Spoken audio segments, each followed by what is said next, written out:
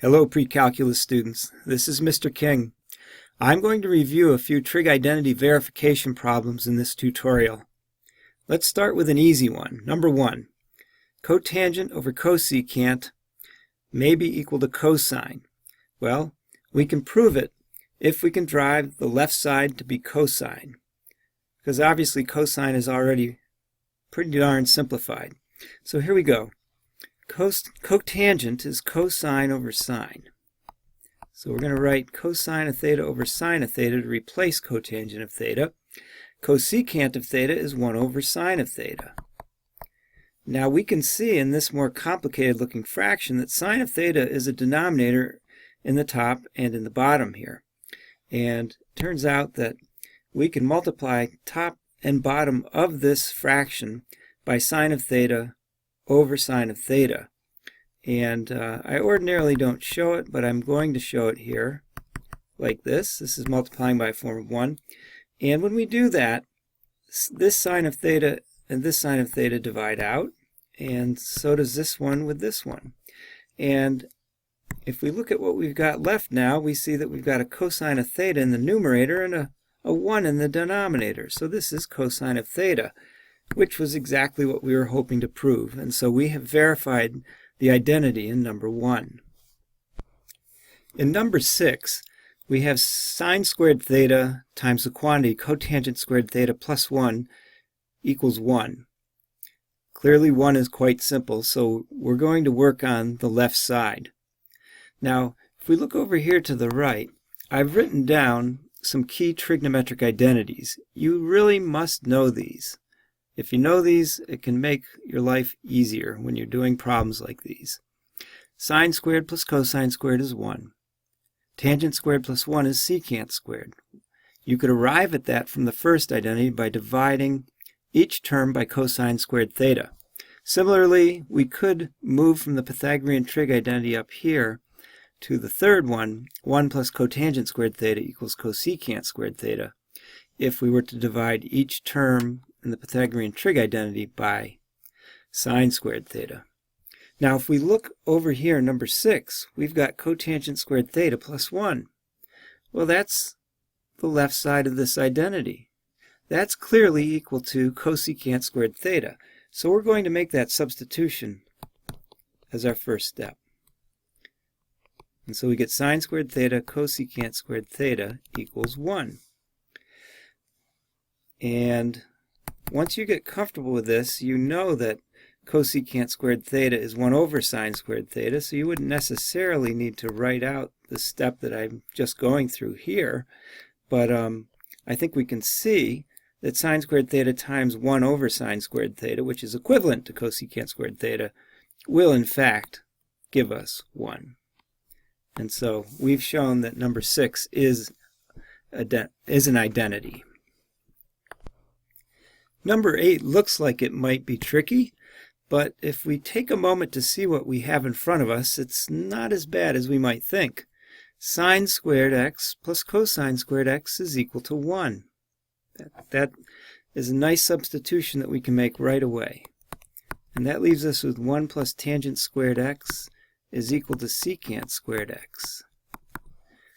Now wait a moment. Just in the previous problem, I had written down that tangent squared theta plus 1 is secant squared theta. Well, 1 plus tangent squared x is secant squared x. And so what I've written here really is the finish. We're done.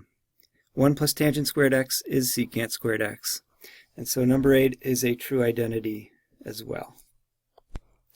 In number 10, I'm going to move the left side of this potential identity, sine squared alpha over cosine alpha, to be secant alpha minus cosine alpha. And here's what I've recognized. I've only got one term on the left, and there's a sine squared alpha in the numerator. Well, if we look over here to the right, sine squared alpha is equal to 1 minus cosine squared alpha, and that's gotten by rearranging the Pythagorean trig identity. So we're going to replace sine squared alpha as follows. 1 minus cosine squared alpha over cosine of alpha, like that. Now, I'm going to go vertical here, but this fraction can be rewritten as two fractions. 1 over cosine of alpha minus cosine squared alpha over cosine of alpha. And 1 over cosine is secant of alpha, and cosine squared over cosine is cosine of alpha. And we are done. Let's work on number 13. 1 minus cosine squared times 1 plus cosine squared might be equal to 2 sine squared minus sine to the fourth. I'm leaving out the thetas here so I can say this more quickly. We don't leave those thetas out, however, when we write this work. I'm going to work on the left side. The first thing I notice is that 1 minus cosine squared theta is sine squared theta. So I'm going to replace it like that. And I still have the 1 plus cosine squared theta. The next thing I'm going to do is this. I know that cosine squared theta is 1 minus sine squared theta. So I'm going to replace that cosine squared theta with 1 minus sine squared theta. And then we get this line right here. Sine squared theta, we've got this 1 plus 1. And that seems weird at first, but 1 plus 1 will be 2. And we look over on the right side, we keep in mind where we're trying to drive our work. We're trying to drive it to 2 sine squared theta minus sine to the fourth theta. And let's see, so that's a 2. So we're going to get sine squared theta times 2 minus sine squared theta. This is looking good. When we distribute the sine squared theta, we get 2 sine squared theta minus sine squared times sine squared is sine to the fourth theta. And we have succeeded. Number 16 looks like it could be a difficult one. But this can be done fairly readily, turns out. First thing I'm going to do here is I'm going to expand secant t minus tan t squared and rewrite the numerator here. And we're working on the left side because it's the more complicated. So when we do that,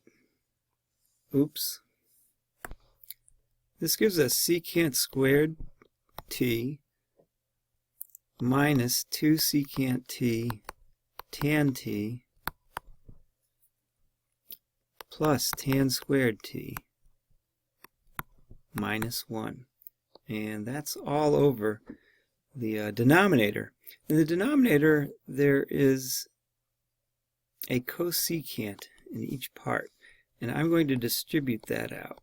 So cosecant t times secant of t minus tangent of t. And the reason that I did that will become apparent pretty shortly. So it's important again to remember how we can rearrange identities. And one of them that comes in handy here is that secant squared t minus 1 happens to be equivalent to tangent squared t.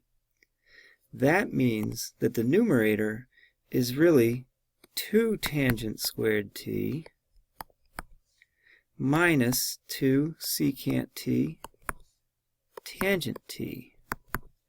And of course, that's still all over cosecant of t, secant of t minus tangent of t, like that. Now in the numerator, we have a distribution that's possible. There's a GCF. It's 2, and it's tangent. So it's 2 tangent of t. And when we distribute that out, we get the following. We get tangent of t, and we have minus secant of t, like that. And the denominator is cosecant of t, secant of t, minus tangent of t. Now at this point, there's something clever that we need to recognize. Well, it's not something clever that we recognize, it's clever if we do recognize it. It's that tangent of t minus secant of t and secant of t minus tangent of t, clearly those are opposites. So, if we go back and redo the distribution in the numerator and put a negative 2 on that tangent of t, we'll put a negative before the tangent of t inside here, and we're going to make this a plus secant of t. And now we know that negative tan t plus secant of t is the same as secant t minus tan t. So at this point, we can divide these by each other. And what's left? Negative tangent of t, negative 2 tangent of t over cosecant of t, which is exactly what we wanted to do. I hope that these example problems will help you in your work with trig identity verification. Thanks for watching. Take care.